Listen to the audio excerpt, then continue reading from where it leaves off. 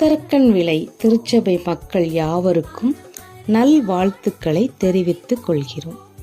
Christmas நினைவில் கொள்ள வேண்டிய காரியம். இன்று நாம் சிந்திக்க வேண்டியது வானசாஸ்திரிகள்.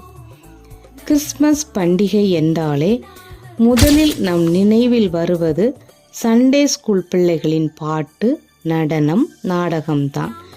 இந்த நாடகத்தில் பிரதானமான தோற்றத்திற்குரியவர்கள் இந்த வானசாஸ்திரிகள்.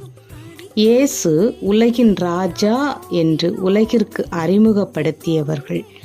ராஜா என்பதற்கு அடையாளமாக பொன்னையும், ஆராதனைக்குரியவர் இவர் ஒருவரே என்பதற்கு அடையாளமாக தூப வர்க்கத்தையும், உலகின் பாவங்களுக்கெல்லாம் பலியாக போகிற தேவ ஆட்டுக்குட்டியானவர் என்பதற்கு அடையாளமாக வெள்ளை போலத்தையும் கொண்டு வந்து படைத்து கர்த்தராகிய இயேசு கிறிஸ்துவை பணிந்து கொண்டவர்கள்.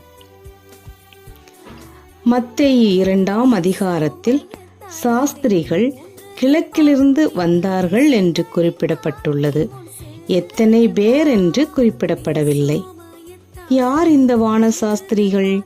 இவர்கள் எப்படி உலகின் ராஜா பிறந்திருக்கிறார் என்று கணித்தனர் என்பதை இந்த காணொளியில் நாம் காணலாம். வானசாஸ்திரிகள் என்பவர்கள் வானசாஸ்திரங்களை படித்தவர்கள். நட்சத்திரங்களின் அசைவை வைத்து கணித்து சொல்பவர்கள். இவர்கள் சொப்பனங்களின் அர்த்தத்தையும் சொல்லக்கூடியவர்கள் என்று நாம் காணலாம்.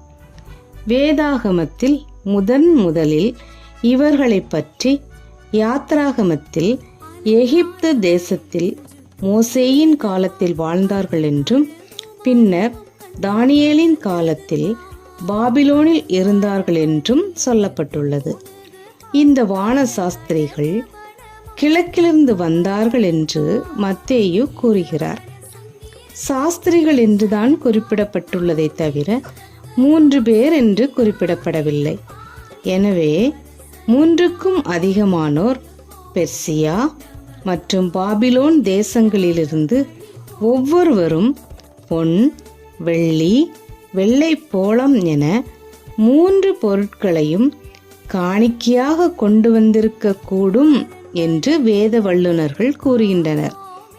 என்னாகமம் 24ஆம் அதிகாரம் 17ஆம் வசனத்தில் ஒரு நட்சத்திரம் யாக்கோபிலிருந்து உதிக்கும், ஒரு செங்கோல் இஸ்ரவேலில் இருந்து எழும்பும் என்ற பிரஜாதியான பிலேயாமின் தீர்க்க தரிசனம் இந்த ஞானிகளை யூதேயா நோக்கி வரச் செய்தது. இவர்கள் எதை பார்த்தார்கள்? ஒரு வித்தியாசமான நட்சத்திரத்தை. அந்த புதிய நட்சத்திரத்தை கண்டு உலகை ஆளும் ராஜா பிறந்திருக்கிறார் என்று அறிந்து அவரை பார்க்க ஆவலுடன் புறப்பட்டனர். எரேமியா 29:13 பார்க்கிறோம், உங்கள் முழு இருதயத்தோடும் என்னை தேடினீர்களானால் என்னை தேடுகையில் கண்டுபிடிப்பீர்கள் என்ற வாக்குத்தத்தம் நிறைவேறியது. இந்த கிறிஸ்மஸ் பண்டிகை நாம் நம் தேவனாகிய கர்த்தரை முழு இருதயத்தோடு தேடி தரிசிக்கும் பண்டிகையாக இருக்கட்டும்.